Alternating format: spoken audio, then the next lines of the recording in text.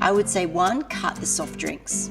Straight up. You get rid of those soft drinks and you'll see a massive difference. 2, just start to get a bit more activity in your life. It doesn't have to be a formal training session. It might be that you walk to work, or that you ride to work, or that you get out in the backyard and start playing with your kids just that little bit more. Wash your car physically rather than taking it to the car wash. I mean, I'm just pulling things out of my head here, but it doesn't have to be a formal training session. And the other thing would be to do something for you. That's for your mental health. So whether that be that you've always wanted to learn how to do gardening, or you've always wanted to become a pole dancer, I don't know.